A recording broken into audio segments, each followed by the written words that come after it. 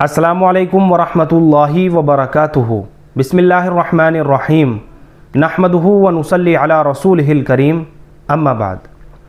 बुज़ुर्गों और प्यारे भाइयों, दावत व तबलीग का काम असल में बंदा बनने के लिए है, बड़ा बनने के लिए नहीं है।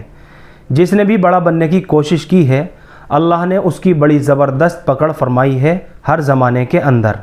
बाहर कैफ अर्ज़ करना मकसूद ये है कि तबलीगी जमात का 6 माही मशवरा इस बार अल्हम्दुलिल्लाह 6 अप्रैल को शुरू हुआ और 7 अप्रैल में दोपहर को जाकर के दुआ हुई, जिसमें निज़ामुद्दीन मरकज़ के काफ़ी सारे अकाबिरों ने भी शिरकत फरमाई और उनकी निगरानी के अंदर यह मशवरा हुआ। लखनऊ सूबा यूपी का ये 6 माही मशवरा हर 3 महीने के बाद होता है और इसके अंदर सबसे पहला बयान हज़रत मुफ्ती मोहम्मद मुस्लिम साहब का हुआ, जिसमें हज़रत ने काम करने वाले पुराने साथियों के बारे में बड़ी अजीब व गरीब बातें बयान भी फरमाई है। और इसके अलावा इस बयान के अंदर आप हज़रात को काफ़ी सारे सवालों के जवाब भी मिल जाएंगे। इसलिए आपसे दरख्वास्त है कि इस बयान को शुरू से लेकर आखिर तक ज़रूर समाअत फरमाएँ। ख़ास तौर से हमारे वो भाई कि जो दावत व तबलीग के काम में बहुत वक्त से लगे हुए हैं, उन हज़रात को ये बयान शुरू से लेकर आखिर तक ज़रूर सुनना चाहिए। बिस्मिल्लाहिर्रहमानिर्रहीम। अल्हम्दुलिल्लाह नहमदुहु व नस्तईनुहु व नस्तगफिरुहु व नु'मिनु बिही व नतवक्कलु अलैहि व नऊज़ु बिल्लाहि मिन शुरूरि अनफुसिना व मिन सय्यिआति अमालिना व नऊज़ु बिल्लाहि मिन शुरूरि अनफुसिना व मिन सय्यिआति अमालिना मन यहदिल्लाहु फला मुज़िल्ल लहु व मन युज़लिल फला हादिय लहु व नशहदु अन्न सय्यिदना व मौलाना मुहम्मदन अब्दुहु व रसूलुहु। अम्मा बाद। फ़क़द क़ाल अल्लाहु तआला फ़ी किताबिहिल करीम फ़अऊज़ु बिल्लाहि मिनश शैतानिर रजीम व मन अहसनु क़ौलन मिम्मन दआ इलल्लाहि व अमिल सालिहान व क़ाल इन्ननी मिनल मुस्लिमीन व क़ाल वल्लज़ीना जाहदू फ़ीना लनहदियन्नहुम सुबुलना व इन्नल्लाह लमअल मुहसिनीन व क़ाल इन्ना अरसलनाका बिलहक़्क़ि बशीरन व नज़ीरा वला तुसअलु अन अस्हाबिल जहीम। सदक़ल्लाहुल अज़ीम। व क़ाल नबी सल्लल्लाहु तआला अलैहि वसल्लम खैरुन नास मन यनफ़उन नास व अयज़न क़ाल अल ख़ल्क़ु कुल्लुहुम इयालुल्लाह व अहब्बुल ख़ल्क़ि इलल्लाहि अनफ़अहुम लिइयालिहि व क़ाल ला युमिनु अहदुकुम हत्ता यकून हवाहु तबअन लिमा जीतु बिहि औ कमा क़ाल अलैहिस्सलातु वस्सलाम। मेरे महतरम बुज़ुर्गों और दोस्तों, पुराना होने की बड़ी अलामत यह है कि आदमी के दिल में महरूमी का खौफ बढ़ जाए। महरूम होने का खौफ पुराना होने की सबसे बड़ी अलामत यह है कि आदमी के अंदर महरूम होने का खौफ बढ़ जाए कि अल्लाह ताला मुझे महरूम न फरमा दे, मुझे महरूम। आदमी के दिल में अगर ये डर बढ़ रहा है तो वो वक्त गुज़रने के साथ पुराना हो रहा है, और अगर डर घट रहा है तो वक्त गुज़रने के साथ वो अल्लाह ताला के यहाँ जरी लोगों में शामिल हो रहा है, जरी लोगों में शामिल हो रहा है। अल्लाह से जुरात दिखाना, अल्लाह से जुरात दिखाना ये इंसान के लिए बेइंतहा खसारे की बात है, नुकसान की बात है, बेइंतहा। इसीलिए आप देखें हज़रत अबू बकर सिद्दीक़ रज़ियल्लाहु ताला अन्हु का पुरानापन बढ़ रहा था, तो जो सहाबी ये आवाज़ लगाते हुए जा रहे थे नाफ़क़ा हंज़ला, नाफ़क़ा हंज़ला, कि हंज़ला तो बेईमान हो गया, اس کی زبان کی بول کچھ ہے اور اس کا دل کچھ ہے. اس کا دل اس کے زبان کا ساتھ نہیں دے رہا ہے، یہ تو بے ایمان ہو گیا. تو حضرت ابوبکر صدیق رضی اللہ تعالی عنہ نے فوراً اپنے آپ کو ان کے ساتھ اسی طرح متہم کرنا شروع کر دیا جس طرح یہ صحابی اپنے کو متہم کرتے ہوئے اللہ کے نبی صلی اللہ علیہ وسلم کے پاس جا رہے تھے. متہم پرانا وہ ہے جو ہمیشہ اپنے کو متہم سمجھے، جو اپنے کو مزکا سمجھنے لگا، مصفا سمجھنے لگا. مزکا، میں بہت صاف ستھرا، میں بہت پاک صاف، میں بہت پاک صاف. ہم یہ سمجھ جائیں کہ وہ وطنہ ہی اندر سے گندا ہو رہا ہے. دل آئینے کی طرح ہے، دل پر جتنا غبار اٹے گی وطنہ ہی اس آئینے کا انعکاس کمزور پڑتا چلا جائے گا. جتنا غبار، اگر غبار پوری طرح اٹ گیا تو اب اس کا انعکاس ختم ہو گیا. اس کا انعکاس کہ آپ کسی چیز کو دیکھنا چاہو اور اس کے اندر واضح صاف دیکھ لو. اب واضح صاف کیا، اب تو دھندلا بھی نہیں دکھے گا، اب تو دھول اتنی اٹ گئی ہے کہ اس کا انعکاس ختم ہو گیا.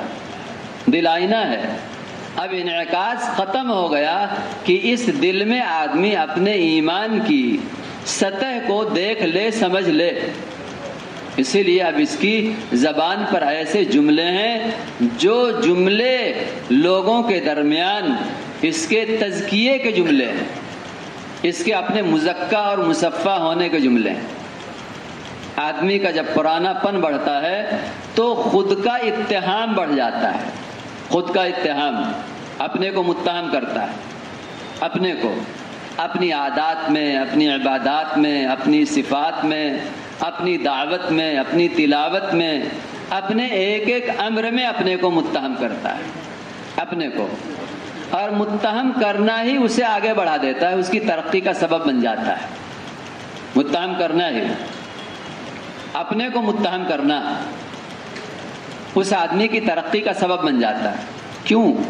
جو آدمی اپنے کو متہم کرتا ہے اس کا مطلب یہ ہے کہ وہ اپنی زندگی کے داغدار ہونے کا معترف ہے. جو اپنے زندگی کے داغدار ہونے کا معترف ہے اب اپنے زندگی کو صاف ستھرا بنانے میں لگ جائے گا. استغفار کر کے گناہ معاف کرے گا، توبہ کر کے زندگی بدلوائے گا، اور پھر وہ اپنے کام پر قائم ہو جائے گا.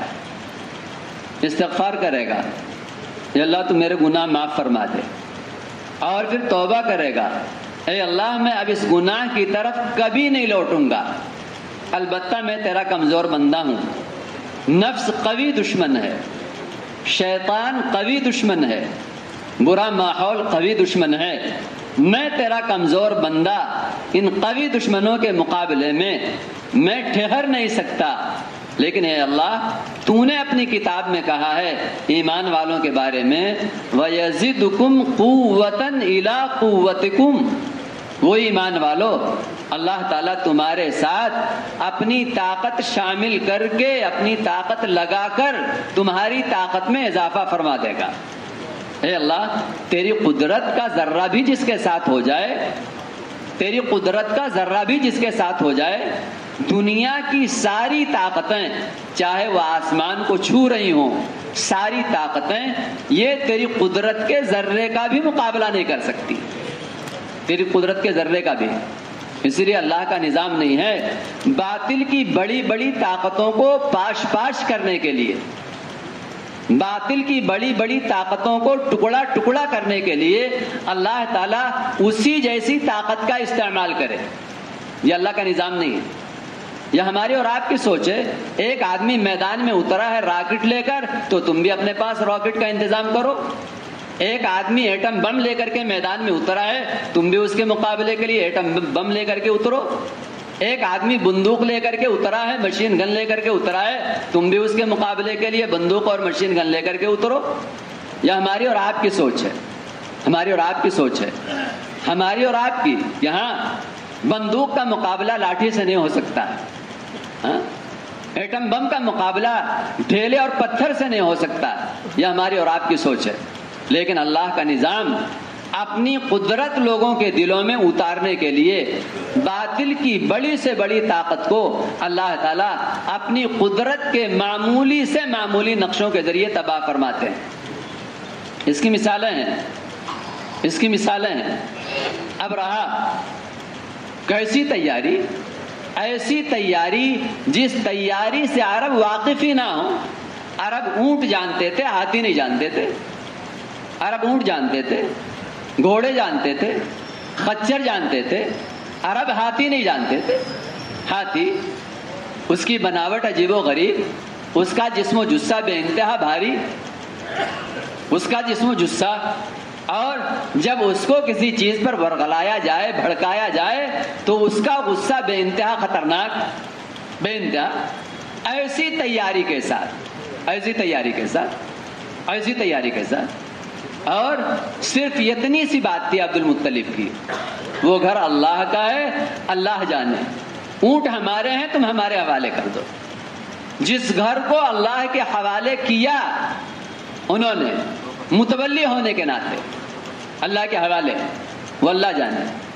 جب اس گھر کی طرف بڑھے تو اللہ تعالیٰ نے اپنی قدرت کے معمولی نقشوں سے باطل کی اتنی بڑی طاقت کو پاش پاش کر کے دکھلایا، اور اللہ نے ہم سب سے کہہ دیا۔ حضرت کہتے ہیں مسلمان قرآن پاک کو ترجمے کے ساتھ پڑھنے کا عادی بنے، ترجمہ نہ کرے۔ ترجمہ کرنے کی ذمہ داری تو علماء کی ہے، جنہوں نے ایک لمبی زندگی کھپائی ہے نحو کے پیچھے، صرف کے پیچھے، لغت کے پیچھے، معانی کے پیچھے، بیان کے پیچھے، جنہوں نے ایک لمبی زندگی۔ ترجمہ تو وہ کریں گے، ترجمہ پڑھنا ہر مسلمان ترجمہ پڑھے، ہر مسلمان۔ ایک شوہر بیوی کا پیغام اگر آئے کسی زبان میں جسے وہ نہ جانتا ہو تو سمجھنا چاہتا ہے، سمجھ کے اس کو سننا چاہتا ہے۔ ایک باپ ہے بیٹے کا پیغام، ایک ماں ہے بیٹی کا پیغام۔ ایک بندہ جو کہے اللہ میرا خالق ہے، مالک ہے، رب ہے، قرآن اس کے اوامر کا مجموعہ ہے، قرآن طریقے زندگی ہے، سراپا رہبری ہے، اور اس قرآن پاک کو گونگے بہروں کی طرح ایسے ہی پڑھ لے؟ نہیں، حضرت فرماتے ہیں مسلمان قرآن پاک کا ترجمہ پڑھے۔ ہاں، کرے گا کون ترجمہ؟ ترجمہ عالم کرے۔ اور قرآن پاک کے ترجمہ پڑھنے کی رہبری کس سے لیں؟ دیندار علماء سے، سمجھدار علماء سے، جو اپنے ماحول میں دیندار ہوں، سمجھدار ہوں، فکر مند ہوں، امت پر رحم کھانے والے ہوں، ایسے علماء سے رہبری لیں کہ ہم قرآن پاک کا ترجمہ پڑھنا چاہتے ہیں، تو ہم سمجھیں گے کہ ہاں اللہ تعالیٰ نے اپنی قدرت کو کن کن شکلوں میں باطل کو پاش کرنے کے لیے ظاہر فرمائی ہے۔ اب یہ مسلمان باطل کے نقشوں سے اپنے آپ کو اسباب سے خالی دیکھ کر کے کبھی حقیر نہیں سمجھے گا۔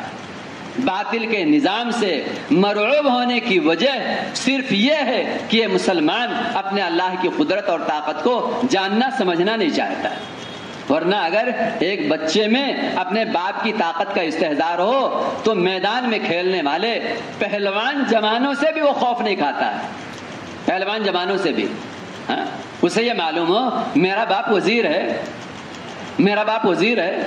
میرا باپ مالدار ہے، میرا باپ عہدیدار ہے، اور یہ جتنے دکھ رہے ہیں یہ سارے کے سارے ظاہر ان کا جو بھی دکھ رہا ہو ہمارے باپ کے طاقت، قوت اور مال کے مقابلے میں ان کی حیثیت ذرے کے برابر بھی نہیں ہے، تو وہ اپنے حقیر وجود کو نہیں دیکھتا، اس کے سامنے اپنے باپ کی شان کا استحضار ہے، جس کی وجہ سے ان بڑے بڑے پہلوانوں سے بھی میدان میں نہیں ڈرتا۔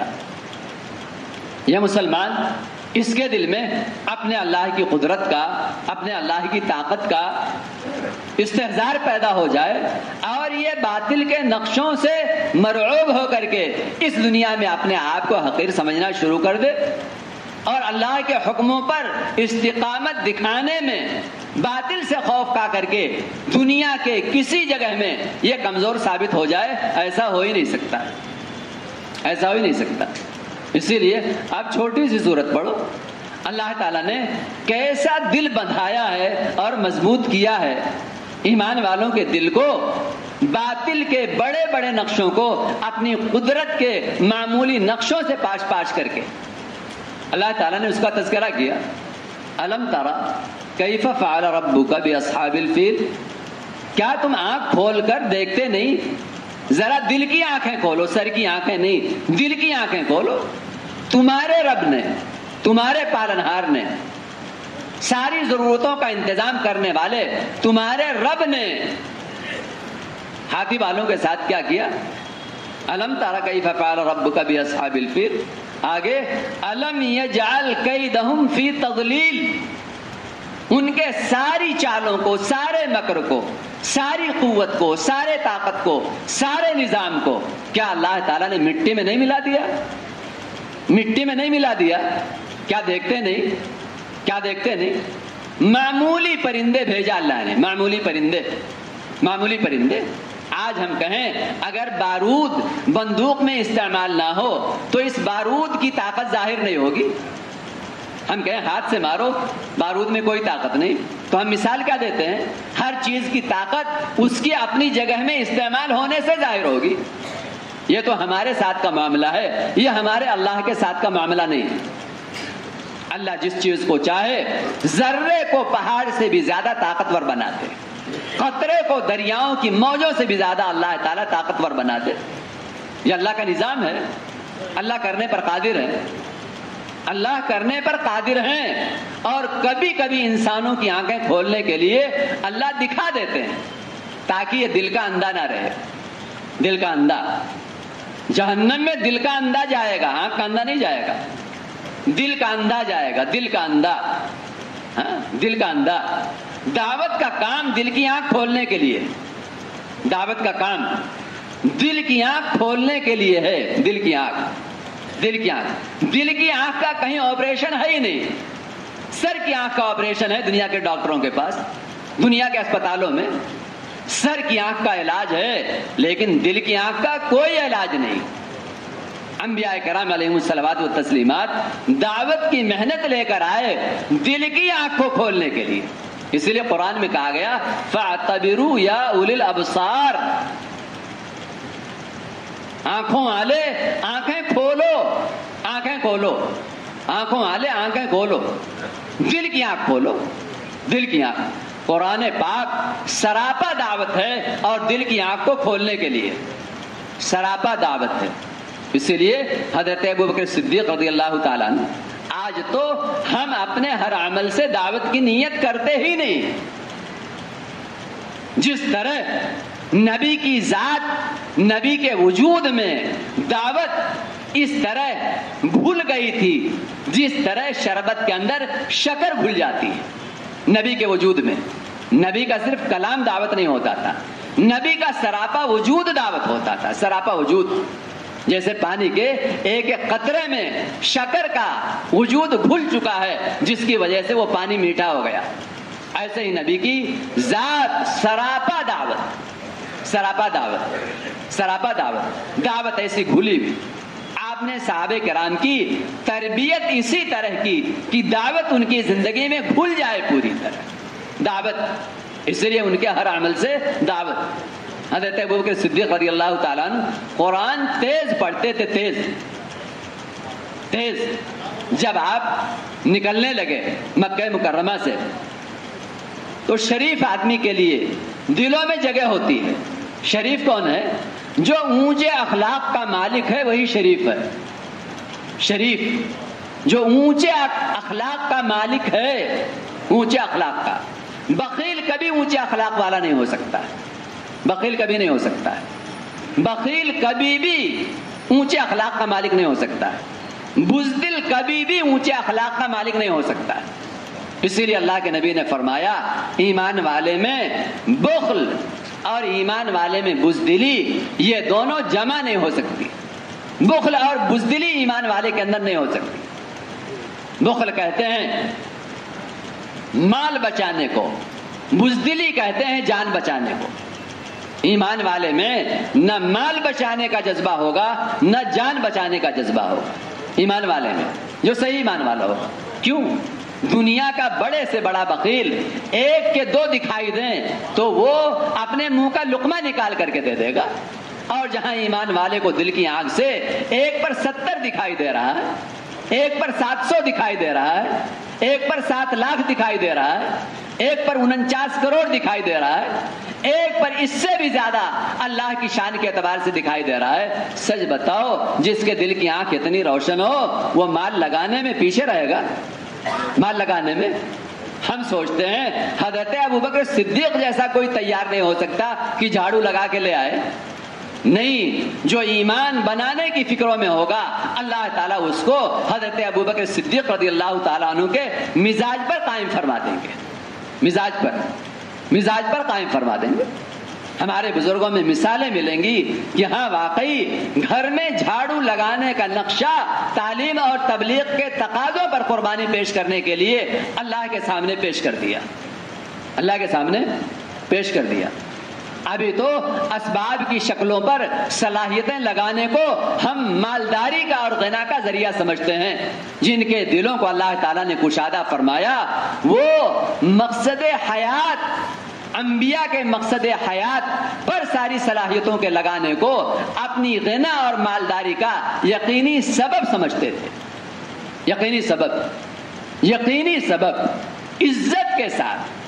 عزت کے ساتھ دنیا کے دروازوں کے کھلنے کا، دنیا کے داد و دہش کے اللہ کی طرف سے ان کی جھولی میں آنے کا یقینی ذریعہ سمجھتے تھے. عزت کے ساتھ یقینی ذریعہ. اس لیے ایمان والے میں واقعی ایمان والا ہے. ایک ہے ایمان کا مدعی. ایمان کے مدعی میں یہ بات نہیں ہوگی، ایمان کے داعی میں یہ بات ہوگی.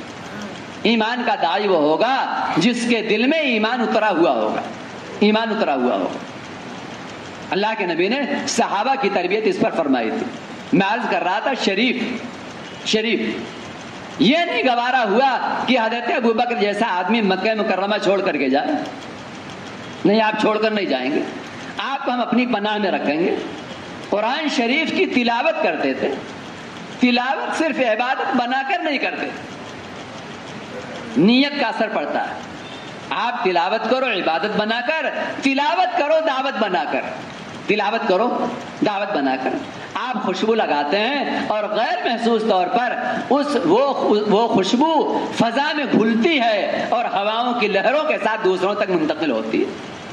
ہمیں اور آپ کو اتنا سمجھ میں آتا ہے، اور ہمیں یہ نہیں سمجھ میں آتا ہے کلام اللہ کا نور ہماری زبان سے ہماری آوازوں کے ساتھ فضاؤں میں گھلے گا اور ہواؤں کی لہروں پر سوار ہو کر لوگوں کے دلوں میں داخل ہوگا.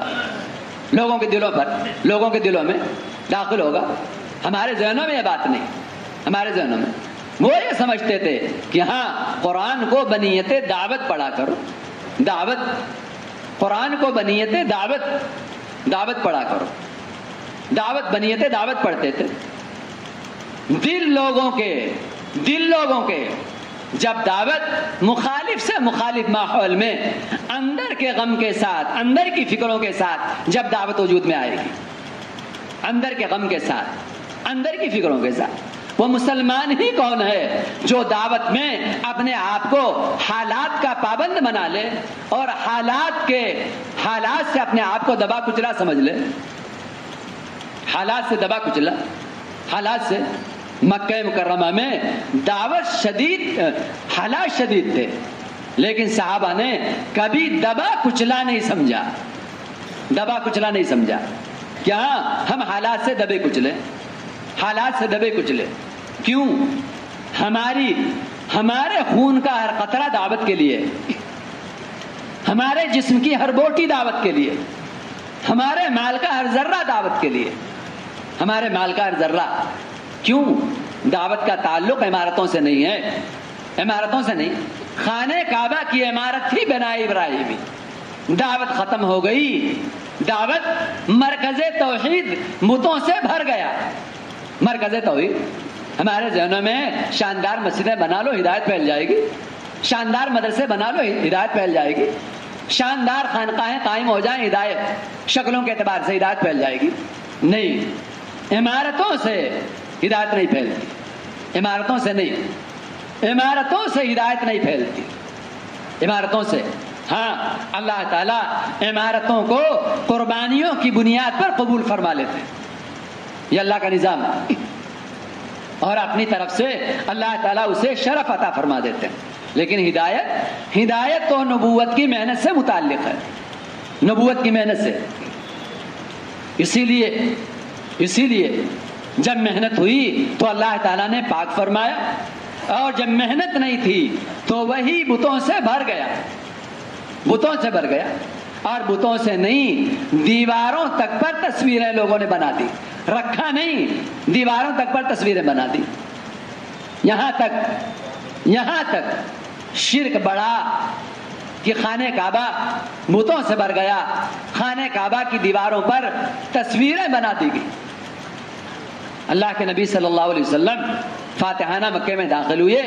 جب خانہ کعبہ میں داخل ہونا ہوا، آپ خانہ کعبہ میں داخل نہیں ہو رہے. حضرت عمر رضی اللہ تعالیٰ عنہ، اللہ کے نبی مکہ فتح ہو گیا، خانہ کعبہ کی چابی ہاتھ میں آ گئی، آپ داخل کیوں نہیں ہوتے؟ اللہ کے نبی نے فرمایا، آج مسلمان ہیں موبائل میں تصویریں بنا کر کے اچھے شرفا، حیرت ہے، 4 مہینہ لگا لیا، 5 ماہ بیرون لگا لیا، مستورات کے ساتھ سفر کر لیا، مستورات کے ساتھ سفر کر لیا. حیرت ہے کہ موبائل کھولتا ہے تو پہلے تصویر، اپنی تصویر، اپنے اولاد کی تصویر، اپنے دوست احباب کی تصویر. اللہ کے نبی صلی اللہ علیہ وسلم داخل نہیں ہوئے، پانی لایا گیا، دھویا گیا. آپ نے فرمایا، دیواروں پر تصویر بنی ہے، جہاں فرشتے نہ داخل ہوں وہاں میں کیسے داخل ہو جاؤں؟ جہاں فرشتے نہ داخل ہوں میں وہاں کیسے داخل ہو جاؤں؟ میں عرض کر رہا تھا، محنت ہوئی تو اللہ تعالیٰ نے اس خانہ کعبہ سے سارے عالم میں ہدایت کے پہنچنے کا انتظام فرما دیا. سارے عالم میں ہدایت کے پہنچنے کا اللہ تعالیٰ نے انتظام فرما دیا. تو تعمیرات سے یہ ہدایت نہیں پھیلتی، ہدایت تو نبوت کی محنت سے پھیلتی، نبوت کی محنت سے. اسی لیے اللہ کے نبی صلی اللہ علیہ وسلم نے داعی بنایا، مضبوط داعی بنایا. اور داعی ایسا نہیں، داعی ملازمت کی دعوت نہیں، ملازمت یہ تو ملازمت ہے بظاہر، میرا چلہ لگ گیا اب میری تشکیل کیوں، میرا 4 مہینہ لگ گیا میری تشکیل کیوں، میرا 8 گھنٹے لگ گئے میری تشکیل کیوں، میں نے فلانا تقاضا پورا کر دیا میری تشکیل کیوں. آپ دیکھیں گے ایک دکان میں ایک ملازم ہے، ایک مالک ہے، ملازم کہے گا میرا وقت پورا ہو گیا، ملازم کہے گا. لیکن اگر کوئی تقاضا متوجہ ہوا ہے تو مالک کبھی نہیں کہے گا کہ میرا وقت پورا ہو گیا، میرا وقت پورا ہو گیا، میرا وقت پورا ہو گیا. کبھی نہیں کہے گا میرا وقت پورا ہو گیا، مالک نہیں کہے گا، یہ ملازم کہے گا. اللہ کے نبی صلی اللہ علیہ وسلم نے ملازمت کے مزاج والا داعی نہیں بنایا تھا، ملازمت کے. اور افسوس صد افسوس، ابھی ملازمت کے بھی مزاج پر دعوت میں ہم نہیں. ملازمت کے ہمارا سالانہ خروج متاثر، ہمارا روزانہ کی محنت ہماری متاثر، ہمارے ملکوں کا سفر متاثر، ہمارے تقاضے متاثر. اللہ کے نبی صلی اللہ علیہ وسلم نے خون کے ایک ایک قطرے میں دعوت کا جذبہ بھرا تھا، گوشت کے ایک ایک بوٹی میں اللہ کے نبی نے دعوت کا جذبہ بھرا تھا. دعوت کا جذبہ. ہدایت یوں نہیں وجود میں آتی، جو دعوت کو ایک مندوب کام سمجھتے ہیں،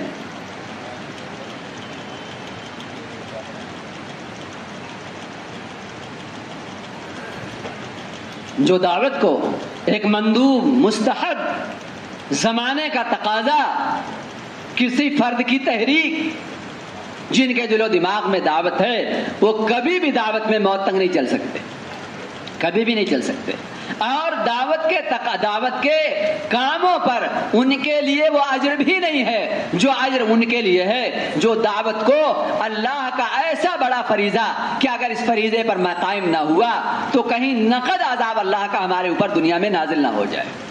ایک ہے دعوت کو مندوب سمجھنا، مستحب سمجھنا، فرض کفایہ اس سے آگے سمجھنا، اور زمانے کی تحریک سمجھنا، کسی زمانے کا تقاضا سمجھنا، اور ایک ہے دعوت کے کام کو اللہ کا ایسا فریضہ سمجھنا کہ اگر اس فریضے پر میں قائم نہ ہوا تو کہیں ایسا نہ ہو مرنے سے پہلے پہلے اللہ تعالیٰ کا عذاب ہماری تمام نیکیوں کے باوجود ہم پر نازل ہو جائے۔ دونوں اجر میں اللہ کے یہاں برابر نہیں ہو سکتے، دونوں اجر میں برابر نہیں ہو سکتے، دونوں اجر میں ایک نے ثواب کا کام کر لیا اور ایک نے اس کام کی عظمت کو اللہ کی جناب میں اس طرح پیش کیا جس طرح انبیاء کرام علیہم الصلوات والتسلیمات اس کام کی عظمت کو اپنے سینوں میں بھرا اللہ کی جناب میں پیش کیا کرتے تھے۔ ایسے کام کرنے والے انبیاء اور صدیقین کی صفوں میں اللہ کیا کھڑے کیے جائیں گے۔ یہ نہیں گشت کر لیا ہاں انبیاء صدیقین کی صفوں میں، پہلے دل بنائیں انبیاء والا، پہلے دن بنائیں انبیاء والا، پہلے دل بنائیں صدیقین والا، پہلے دل بنائیں شہداء والا، پھر ہم اللہ سے امیدیں کریں کہ جب اللہ کی جناب میں ہماری حاضری ہوگی تو تمام کمزوریوں پر اللہ تعالیٰ پردہ ڈال کر کے ہمیں انبیاء، صدیقین اور شہداء کی صفوں میں اللہ تعالیٰ محض اپنے فضل و کرم سے کھڑا فرمائیں گے۔ اسی لیے اللہ کے نبی صلی اللہ علیہ وسلم نے ایسا جذبہ بھرا تھا، ایسا پرانوں کی تربیت اس پر ہوئی تھی، پرانوں کی، وہ پرانے اپنے پیچھے عملے کو سنبھالیں گے جن کے دل اس طرح بنے ہوئے ہوں گے۔ اللہ کے نبی دنیا سے رخصت ہو رہے ہیں، امت پر ایسا حال ہے کہ دن اپنی روشنی کے باوجود، اپنی سفیدی کے باوجود لوگوں کی نگاہوں میں یہ دن رات بن چکا ہے، یہ دن سیاہ بن چکا ہے، لیکن سنبھالنے والے کون ہیں؟ حضرت ابوبکر صدیق رضی اللہ تعالیٰ عنہ۔ کیسے سنبھالنے والے ہیں؟ کیسے سنبھالنے والے؟ جن کے دلوں میں دعوت ایسا بھر جائے گی کہ دعوت کے پیچھے سب کچھ قربان کرنے کا عزم ان کے دلوں میں پیدا ہو جائے گا، اللہ تعالیٰ ان کے ذریعے ان کے ساتھیوں کو سنبھالنے کی شکلیں پیدا فرمائیں گے، ورنہ ساتھی ضائع ہو جائیں گے۔ ہمارے ساتھیوں کے ضائع ہونے کی وجہ ہمارا کمزور ہونا ہے، ہمارا خود اندر سے ضائع ہونا ہے، ورنہ اینقص الدین وانا حی، اینقص الدین، میرے وجود کے باقی رہتے ہوئے دین کا وجود متاثر ہو، دین کے نقشے پر کسی طرح کی زد آئے، میرا وجود تو استعمال ہو سکتا ہے لیکن اللہ کے دین میں کوئی کمی نہیں آ سکتی۔ میرا وجود معمولی نقصان، معمولی، ہمارے محلوں میں شراب ہے، ہمارے محلوں میں جوا ہے، ہمارے محلوں میں بدکاریاں ہیں، ہمارے محلوں میں چوریاں ہیں، ہمارے محلوں میں ارتداد ہے، ہمارے محلوں میں عریانیت ہے، ہمارے گھروں میں ساری برائیاں دھیرے دھیرے آ رہی ہیں، خاندانوں میں آ رہی ہیں، وہاں معمولی چیز دائی کہتے کہ دعوت کہتے ہیں دین کے مٹنے کا غم دل کی گہرائی میں اتر جانے کو دعوت کہتے ہیں۔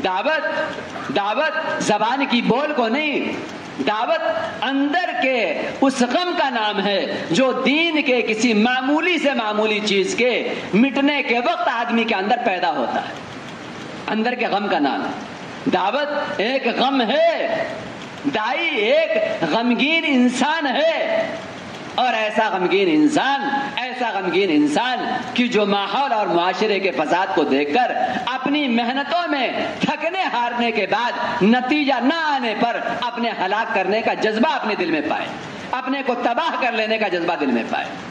یہ تھوڑا ہے کہ دسترخوان لگے اور موج مستی چلتی رہے، ہنسی مذاق چلتا رہے، ہو ٹھٹا چلتا رہے، اور ہاں ماشاءاللہ ہم سب دائی ہیں، تھوڑی دیر کے لیے بس بیٹھ کر کے ایسے جیسے لوگ ماتم کر لیتے ہیں، ایک رواج پورا کر لینا، یہ نہیں ہے دعوت، یہ نہیں، ایک غم ہے اندر کا، جو غم آدمی کو، جو غم، یہی غم تو اندر کا پیٹرول ہے، اندر کا پیٹرول، اندر کا ایندھن جیسے گاڑی کو چلاتا ہے، ایندھن وہ غم ہے، ایندھن وہ غم ہے، وہ غم آدمی کو ایسے چلاتا ہے جیسے گاڑیوں کا ایندھن انہیں سڑکوں پر تیزی سے چلاتا ہے، سڑکوں پر تیزی سے ہمیں چلائے گا، اندر کا غم چلائے گا۔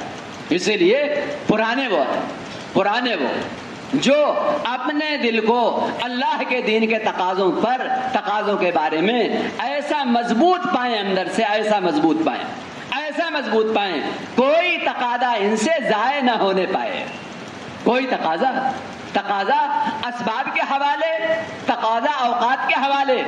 پرانا نہ اسباب کا پابند ہے، پرانا نہ اوقات کا پابند ہے، یہ نہیں ہے اسباب مہیا نہیں، یہ نہیں ہے اوقات مہیا نہیں، یہ نہیں پرانا وہ نہیں ہے، اسباب مہیا نہیں ہے اس لیے تقاضا ضائع ہے، اوقات مہیا نہیں ہے اس لیے تقاضا ضائع ہے۔ جس کو دل و دماغ میں یہ بات بس جائے گی زمین و آسمان کے بیچ میں اللہ کا سب سے بڑا امر دعوت اللہ ہے، یہ کیسے ہو سکتا ہے دین یا دنیا کا کوئی تقاضا دعوت کے تقاضوں میں اس کے لیے رکاوٹ بن جائے، اس کے لیے روڑا بن جائے؟ یہ کیسے ہو سکتا ہے؟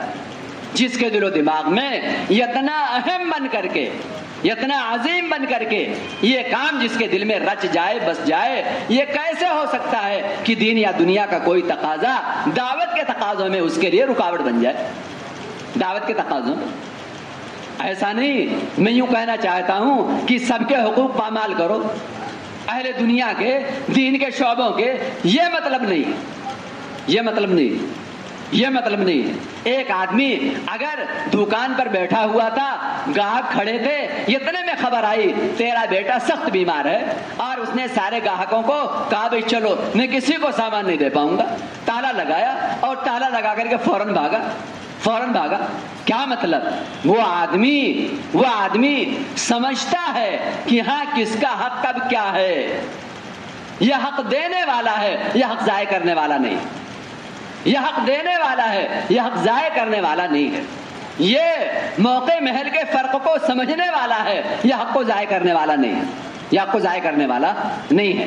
جیسے وہ گاہکوں کو مال دینے میں لگ جائے، یہاں تک کہ یہ خبر آ جائے تیرا بیٹا تو مر گیا، ساری دنیا لعنت کرے گی، ایسے ہی ہم تمام تقاضوں میں ان کے حق ادا کرنے میں مشغول ہوں، یہاں تک کہ لوگ مرتد ہو جائیں اور ہماری موت ہو جائے۔ تو جیسے یہاں اس دکان پر بیٹھنے والے کو ساری دنیا تف کرے گی، ایسے ہی ہم جب اللہ کے پاس پہنچیں گے تو ہم سب کا اللہ ہم پر تف کرے گا، ہم پر لعنت بھیجے گا۔ ہمیں تو یہ سوچنا ہے، یہ سمجھنا ہے، اللہ کرے کام کا عشق ہمارے اندر پیدا ہو جائے، کام کا عشق جب عشق پیدا ہو جائے گا تو عقل کی تنقیدات سے ہم بالکل محفوظ ہو جائیں گے۔ کسی کہنے والے نے بہت بڑی بات کہی تھی، عقل کو تنقید سے فرصت کہاں، عشق کی بنیاد پر اعمال کر۔ عقل کو تنقید سے فرصت کہاں، عشق کی بنیاد پر اعمال کر۔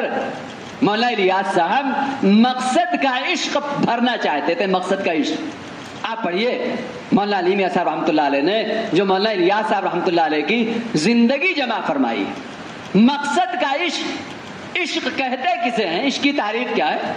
دل تمام چیزوں سے نکل کر کسی ایک چیز میں سمٹ جائے تو یہ کہا جاتا ہے کہ ہاں اس دل میں فلانی چیز کا عشق پیدا ہو گیا۔ تمام کانٹے دلوں سے نکل جائے، ایک کانٹا اللہ کے دین کے درد کا، اللہ کے دین کے غم کا ہمارے دلوں میں رہ جائے، تب ہم یہ سمجھیں کہ ہاں اللہ تعالیٰ نے ہمیں دعوت کا عشق دے دیا۔ دعوت کا عشق کام تو اللہ تعالیٰ ایسوں سے لے ہمیں نسبت کا دھوکہ لگ گیا، سارے تقاضے اب تک ہمارا 3 مرتبہ 4 مہینہ نہیں، 6 مہینے کے تقاضے، 8 گھنٹے کے تقاضے، 10 دن کے تقاضے، 10 دن کے تقاضے، اس سے آگے مشوروں کے حوالے ہونے کے تقاضے۔ آپ نے سنا کارگزاری، مسلمان ہے خنزیر کا گوشت بیچ رہا ہے، مسلمان ہے خنزیر کا۔ ہمارے بزرگوں میں ایسے گزرے بغیر داڑھی کے مسلمان نظر آیا، غم سے بے ہوش ہو گئے، غم سے بے ہوش۔ حضرت مدنی رحمت اللہ علیہ کا حال یہ تھا، مسلمان بغیر داڑھی کے مسلمان اس نے استرا کیسے پھیر لیا، قینچی کیسے چلایا اس نے یہ قینچی اپنے داڑھی پہ نہیں چلایا، اپنے چہرے پہ نہیں، یہ استرا اپنے چہرے پہ نہیں، اس نے تو یہ استرا محمد صلی اللہ علیہ وسلم کے سینے پر چلایا، سینے پر۔ باپ کے سینے پر استرا چلانے والا یہ کہے میں اس باپ کا بیٹا ہوں، باپ کا بیٹا ہوں، لوگ کہیں گے محلے کے لوگ جمع ہو کر کے وہ ظالم انسان تو نے چھرا گھونپا اور تو کہہ رہا میں اس باپ کا بیٹا ہوں۔ وہ مسلمان تو چھرا گھونپ رہا ہے، تو سمجھ رہا ہے میں اپنے چہرے کو مزین کر رہا ہوں، تو اپنے چہرے کو اللہ کے یہاں بے انتہا بدصورت بنا کے پیش کر رہا ہے، بے انتہا تو اپنے چہرے کو مسخ کر رہا ہے۔ تجھے اپنے چہرے کے مسخ کرنے کا احساس نہیں ہے، چہرے کو مسخ کرنے کا احساس نہیں ہے۔ ایسے ہمارے بزرگان دین جن کے اندر احیاء دین کا غم تھا، سنتوں کے مٹنے پر، سنتوں کو مٹا ہوا دیکھنے پر بے ہوش ہو جاتے تھے۔ آج ہماری کارگزاریوں میں ہم مسلمان فلانے ملک میں خنزیر بیچتے ہیں، مسلمان یہ کرتے ہیں، مسلمان یہ کرتے ہیں، کارگزاریاں سن کر ہم فارغ ہو جاتے ہیں، ہمارے دلوں میں تقاضا نہیں پیدا ہوتا۔ اور ہم کون ہیں؟ ہم اپنا ضلع لے کے چل رہے ہیں، اپنا حلقہ لے کے چل رہے ہیں، اپنا ٹھیا لے کے چل رہے ہیں، اپنا صوبہ لے کے چل رہے ہیں۔ ہم منتخب ہو کر کے آتے ہیں، منتخب ہو کر کے۔ آپ منتخب صحابہ کی جماعت دیکھیے، منتخب صحابہ کی جماعتیں دیکھیے، منتخب صحابہ، اور منتخب نہیں ادنا سے ادنا صحابی، ادنا سے ادنا صحابی کو آپ دیکھیے، ادنا سے ادنا صحابی آپ دیکھیں۔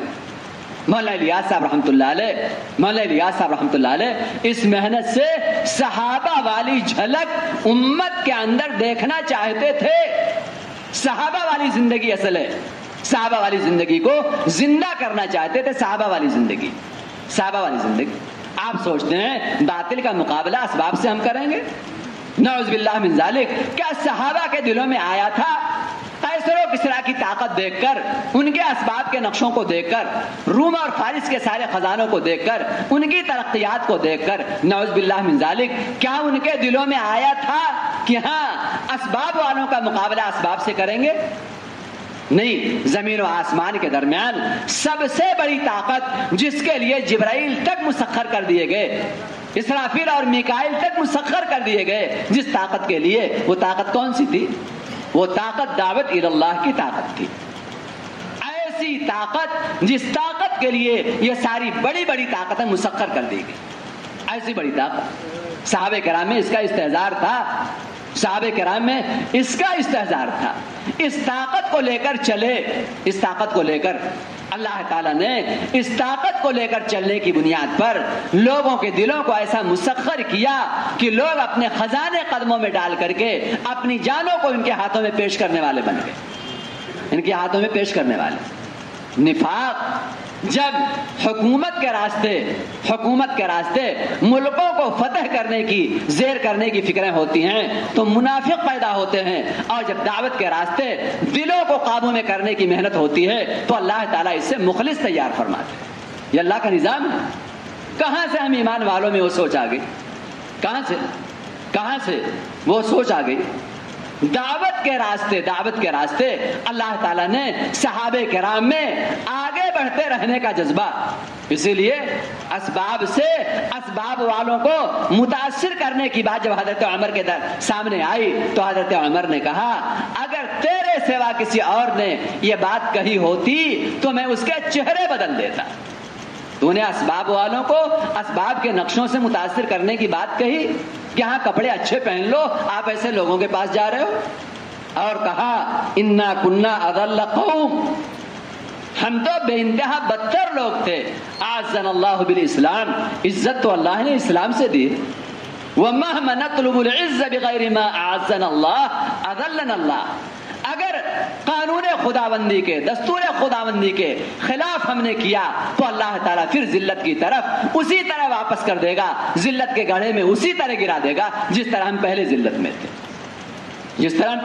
میں تھے، اللہ نے ہمیں داعی بنا کر پیدا کیا، داعی بنا کر کے اللہ نے ہمیں پیدا کیا۔ آج ایک زمانہ گزر گیا تنہائیوں میں بیٹھ کر کے کبھی دل میں جھانکنا نصیب نہیں ہوا کہ دل کی گہرائی میں کہاں تک کبھی دعوت کا غم گیا، دعوت کے پیچھے سب کچھ لگانے کا جذبہ اس دل کی گہرائی میں کہاں تک گیا۔ کبھی تنہائیوں میں بیٹھ کر سوچنے کا موقع نہیں ملا، کبھی تنہائیوں گناہ سوچ کر رویا ہم نے، چوری ہو گئی، زنا ہو گیا، جھوٹ ہو گیا، کوئی بات ہو گئی، ایسے گناہوں کو تو سوچا ہوگا، لیکن دل کی گہرائیوں میں جن گہرائیوں تک دعوت کا غم جانا چاہیے تھا، یہ اتنا زمانہ ہو گیا ابھی ان گہرائیوں تک دعوت کا غم نہیں گیا، ابھی اس مزاج پر ہم کھڑے نہیں ہوئے۔ میرے محترم بزرگوں دوستو، یہ سوچ کر کے رونا نہیں آیا۔ اسی لیے ہماری تشکیل، ہمیں ترغیب، اور پھر بھی تقاضا رہ جائے، یہ کتنے نقصان کی بات ہے، کتنے خسارے کی بات ہے۔ قربانیوں والے قبول ہوتے ہیں۔ اسی لیے میں نے عرض کیا تھا کہ آدمی کے اللہ سے قریب ہونے کی علامت محرومی کے خوف کا بڑھنا، محرومی کے۔ حضرت فرمایا کرتے ہیں اللہ کے شان استغنا سے ایسے ڈرا کرو جیسے اللہ کے عذاب سے ڈرتے ہو، اللہ کے شان بے نیازی سے ایسے ڈرا کرو جیسے اللہ کے عذاب سے ڈرتے۔ ایسا نہ ہو اللہ محروم کر دے، ایسا نہ ہو اللہ محروم کر دے، ایسا نہ ہو محرومی کا خوف پیدا ہو جائے۔ سچ بتاؤ، گشتوں کی جان نکلی ہوئی ہو، گشت بھیجا، ہم لوگوں کو کارگزاری کے لیے گشت کی صورت بنا کر کے گشت کرتے ہیں۔ اللہ ہمارے گشت کی صورتوں کو نہیں دیکھے گا، گشت کی حقیقت کو اللہ دیکھے گا، گشت کی حقیقت کو، ملاقاتوں کی صورت نہیں دیکھے گا، ملاقاتوں کی حقیقت دیکھے گا، ملاقاتوں کی حقیقت، دور قریب کے خروج کی صورت نہیں دیکھے گا، اللہ حقیقت دیکھے گا دور قریب کی۔ اسی لیے ہمیں ڈر پیدا ہو جائے، اے اللہ گشت کا حق ادا نہ ہوا تو مجھے محروم نہ کرنا، اے اللہ محروم نہ کرنا، میرے دوسرے گشت کا حق، میرے مشورے کا حق، میری ملاقات کا حق، میرے خروج کا حق اے اللہ ادا نہیں ہوا۔ ایسا نہ ہو ملازم کو آدمی ملازمت سے محروم کر دیتا ہے، آپ ہمارے کام کے نہیں ہیں، اب آپ کا دل و دماغ ہمارے ساتھ نہیں ہے، آپ کا جسم ہمارے ساتھ ہے، دل و دماغ ہمارے ساتھ نہیں ہے، اب آپ ہمارے یہاں نوکری کے لائق نہیں ہیں۔ کیا ہمارے دلوں میں یہ خیال آیا کہ ہاں ایسا نہ ہو دنیا کا ایک مالک جیسے ملازم کو ملازمت سے نکال دیتا ہے، ایسا نہ ہو۔ اگر اس کام کے ساتھ ہماری طرف سے کمزوری کا معاملہ ہو تو اللہ تعالیٰ بھی اس کام سے ہمیں نکال دے۔ ہمیں ایک انسان بھلے مالک ہے لیکن اپنے کام میں دوسرے انسانوں کا محتاج ہے۔ سچ بتاؤ، اللہ اپنے کسی کام میں اپنی کسی مخلوق کا محتاج ہے کیا؟ نہیں۔ اپنے دین میں انبیاء اور اولیاء کا محتاج نہیں ہے، نظام تشریع میں انبیاء اور اولیاء کا محتاج نہیں ہے، نظام تکوین میں وہ بڑے سے بڑے فرشتوں کا محتاج نہیں۔ یہ اللہ کی قدرت ہے، اللہ کی طاقت ہے، اللہ محتاج نہیں ہے، اللہ محتاج نہیں۔ ہمارے دلوں میں ڈر پیدا ہو جائے، ایک ایک عمل کو بنا سنوار کر کے اللہ کی جناب میں پیش کرنے کا جذبہ پیدا ہو جائے، ایک ایک عمل کو گشت ایسا بن جائے گا کہ اس گشت سے ہدایت وجود میں آئے گی، اس گشت سے تقاضے پورے ہوں گے، ہماری شب گزاری، ہمارے ماہانہ جوڑ، ہمارے ششماہی جوڑ، سارا عمل ایسا بنا ہوا پیش ہوگا، بنا ہوا۔ ڈر پیدا ہو جائے، ایسا نہ ہو عمل اگر ضائع ہوا اللہ کی طرف سے محرومی نازل ہو جائے، اللہ کی طرف سے محرومی نازل ہو جائے، ایسا نہ ہو، ایسا نہ ہو۔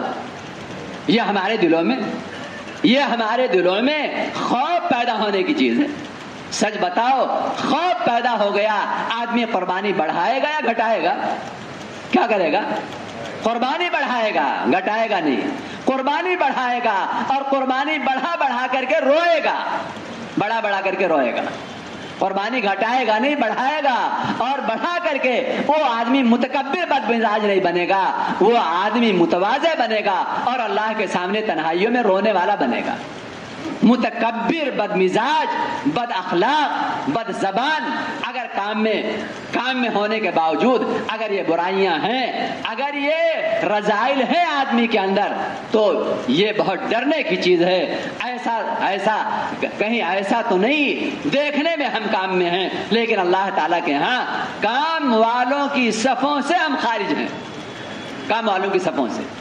یہ قربانی بڑھائے گا اور بڑھا کر کے رو کر کے اپنی قربانیوں کو قبول کرانے کی فکروں میں ہوگا، رو کر کے۔ اللہ تعالیٰ نے صحابہ کی جو شان بیان فرمائی، شان وبالاسحار هم یستغفرون، رات کے آخر حصے میں اٹھتے ہیں، اللہ کے سامنے روتے ہیں، معافی مانگتے ہیں، استغفار کرتے ہیں، اللہ کے سامنے استغفار کرتے ہیں، اللہ کے سامنے کام سے فارغ ہوئے، اللہ کے سامنے استغفار میں لگ گئے، کام سے فارغ ہوئے، استغفار میں لگ گئے، اپنے کو قبول کرانے کی فکروں میں۔ اگر دوستو ہمیں واقعی فکر لگ جائے، فکر اتنا بڑا مجمع صوبے میں جائے، حلقوں میں جائے، اضلاع میں جائے، اپنی شب گزاریوں میں جائے، اور اس کے جانے سے ایک انقلابی ماحول قائم نہ ہو جائے، ایسا کہاں ہوگا؟ ایک انقلابی صحابہ جس غم کے ساتھ جاتے تھے، شام ہوتے ہوتے ایسی محنت ہوئی کہ سب اسلام میں آ گئے اور سب نماز پر آ گئے۔ شام ہوتے آپ دیکھیں ایسے غم کے ساتھ لوٹتے تھے، فکر کے ساتھ لوٹتے تھے، ایسے غم کے ساتھ صبح سے لے کر کے شام تک ایسی محنت کی شام تک کی، سب ایمان میں آ گئے اور سب نے نماز سیکھ لیا، سب نماز پر آ گئے، سب نماز پر قائم ہو گئے، سب نماز پر۔ اس لیے میرے محترم بزرگوں، دوستو، بڑی ذمہ داری کی بات اللہ تعالیٰ نے کام سے تعارف کرا دیا، کام کا تعارف دے دیا، کام سے نسبت قائم فرما دی۔ اب کام کا رنگ چڑھانا یہ ہماری ذمہ داری، کام کا رنگ چڑھے، کام کا رنگ، اور ہماری زندگیوں میں صحابہ کرام کی جھلک دکھے، صحابہ کرام کی جھلک دکھے، صحابہ کرام کی جھلک دکھنا کیا ہے؟ سارے انسانوں کی ہدایت کے حریص بن کر ہم زندگی گزارنے والے ہوں، ہدایت کے حریص، ہلاکت کے حریص نہیں۔ جو ہلاکت کے حریص ہوں گے وہ ان کے مقابلے میں ان جیسے اسباب مانگیں گے، اور جو ہدایت کے حریص ہوں گے وہ اللہ تعالیٰ سے انبیاء والی دعوت کا مزاج مانگیں گے۔ جو ہلاکت کے حریص ہوں گے ان جیسا اسباب ان کے مقابلے کے لیے اللہ سے مانگیں گے، اور جو ہدایت کے حریص ہوں گے وہ انبیاء والا، صحابہ والا دعوت کا مزاج، دعوت والی قربانیاں اللہ سے مانگیں گے، اور اللہ تعالیٰ دیں گے۔ صحابہ کرام کو اللہ نے کیا دیا؟ صحابہ کرام کو اللہ تعالیٰ نے انبیاء والا مزاج، تقریباً جو معروف قول کہ 1.25 لاکھ انبیاء آئے، تقریباً اللہ کے نبی کے سامنے وطن ہی صحابہ حجۃ الوداع میں، یا دوسرے قول کے مطابق 2.25 لاکھ انبیاء، تقریباً اتنے ہی صحابہ اللہ کے نبی صلی اللہ علیہ وسلم کے زمانے میں جو آپ کے سامنے جمع ہوئے یا ادھر کے علاقوں میں بکھرے ہوئے تھے، وہ صحابہ تھے۔ سب پر دعوت کی ذمہ داری اللہ کے نبی صلی اللہ علیہ وسلم نے ڈالی، اور کائنات کا نقشہ اس سے کہیں زیادہ اللہ نے بدلا جو سابقین انبیاء کرام علیہم الصلوات والتسلیمات کی محنت سے کائنات کا نقشہ بدلا تھا۔ کائنات کا نقشہ عجیب اللہ کا نظام ہے۔ ہم کام پر کھڑے ہو جائیں، ہماری قوت، ہماری طاقت، دعوت کا عظیم الشان کام ہے، دعوت کا عظیم الشان کام ہے۔ ہمارا سب سے بڑا جرم اس کام میں کوتاہی ہے، سب سے بڑا جرم اس کام میں کوتاہی، سب سے بڑا جرم ہمارے دل و دماغ میں یہ کمزور باتیں نہ جائیں کہ ہاں کریں گے تو ثواب ہے، نہیں کریں گے تو کوئی بات نہیں ہے، نہیں کریں گے تو نقد عذاب کے نازل ہونے کا اندیشہ ہے، نقد عذاب کے نازل ہونے کا اندیشہ ہے، نقد عذاب کے نازل ہونے کا اندیشہ ہے۔ کتنی ہی عبادت کیوں نہ ہو، کتنے ہی انفرادی اعمال کیوں نہ ہو، ہم کیوں نہیں اس عابد کا قصہ یاد کرتے جو اللہ کی فرما برداری میں لگا رہا، پلک جھپکنے کے برابر جس نے نافرمانی نہیں کی، اور اس کی عبادت کا نقشہ اللہ کے ہاں بطور شہادت فرشتے نے جا کر کے پیش کیا۔ اے اللہ، جس بستی کو تو نے پلٹنے کے لیے ہمیں بھیجا ہے، تیرا ایسا بندہ ہے جس نے پلک جھپکنے کے برابر بھی تیری نافرمانی نہیں کی ہے۔ لم یعصک طرفۃ عین، تیری نافرمانی پلک جھپکنے کے برابر۔ آج ہمارا حال کیا، ہم دیکھ لیں ہمارا حال کیا، ہماری نافرمانیاں۔ وہاں اللہ نے کہا فرشتے سے ابدأ بہ، جاؤ شروعات وہیں سے کرو، جاؤ شروعات وہیں سے کرو، شروعات وہیں سے کرو۔ کیوں؟ فإنه لم يتمعر وجهه فيا ساعة او كما قال علیہ الصلوۃ والسلام، اس کی پیشانی پر بل نہیں آیا، اس کی پیشانی پر بل نہیں آیا، اس کے دل پر زور نہیں پڑا، وہ مگن رہا۔ کیوں ہم اپنے کو بڑا مجرم نہیں سمجھتے؟ کیوں نہیں بڑا مجرم سمجھتے؟ اسی لیے مقام پر رہنا، یہ بھی غم کے ساتھ اللہ کے راستے کا خروج کرنا، یہ بھی غم کے ساتھ، یہ ہماری بنیادی ذمہ داری۔ ہم پرانے ہی نہیں ہیں اگر کام کے تقاضے ہم سے ضائع ہوتے، ہم پرانے ہی نہیں ہیں، کام کا عملہ ہی نہیں ہے، اور یہ ہمیں اپنے کو متہم کرنے کی چیز، یہ ہمیں اپنے کو متہم کرنے کی چیز، متہم کرنے کی چیز۔ آج دیکھیں عملہ کیا ہوتا ہے، عملہ کیا ہوتا ہے، کسی کمپنی کا عملہ کیا ہے، آپ دیکھو کسی کارخانے کا عملہ کیا ہے، آپ دیکھو حکومت کے کسی شعبے کا عملہ کیا ہے، آپ جا کر کے دیکھو۔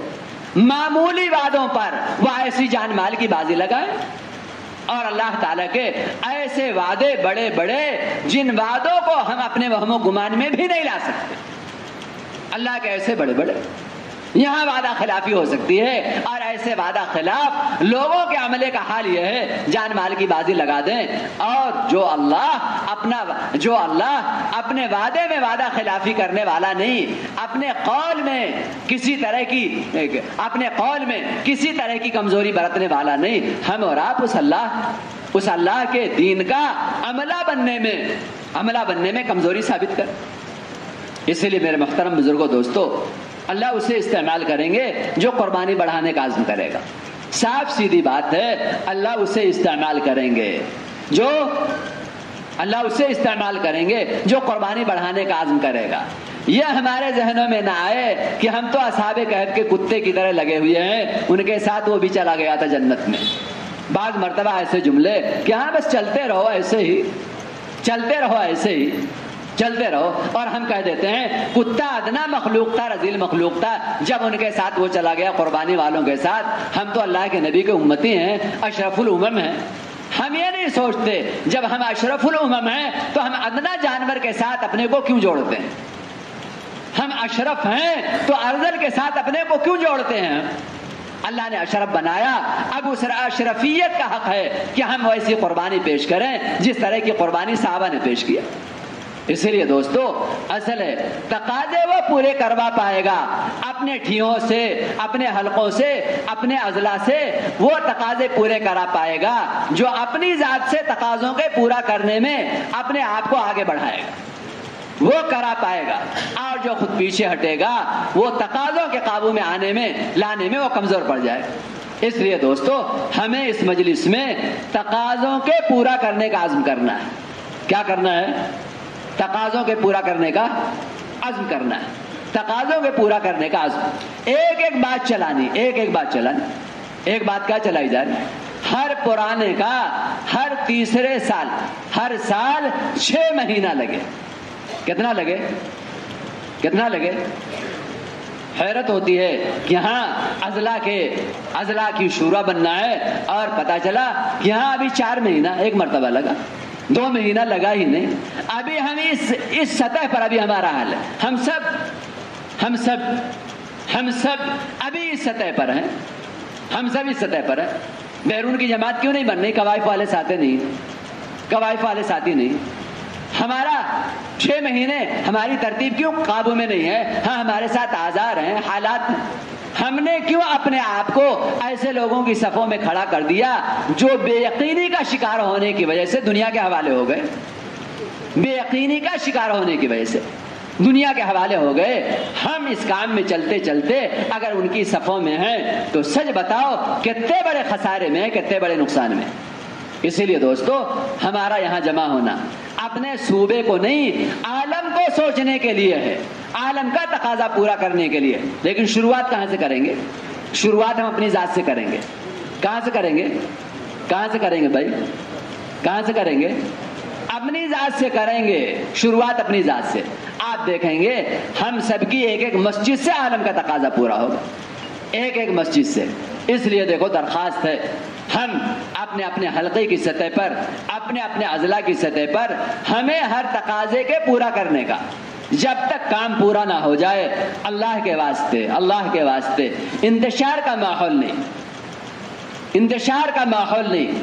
اللہ کے واسطے جب تک کام پورا نہ ہو، ایک ایک تقاضا پورا نہ ہو جائے، تب تک ہمیں اللہ کی طرف متوجہ ہو کر کے اپنی ذات سے پرعزم ہو کر کے اپنے ایک ایک ساتھی کو تیار کرنا، اپنے ایک ایک ساتھی کو تیار کرنا. اس لیے پہلا تقاضا تو ایسے علماء جن کا سال لگ چکا یا دوسرا سال لگ چکا، ایسے علماء سب سے پہلے تیسرے سال کے لیے فرمائیں.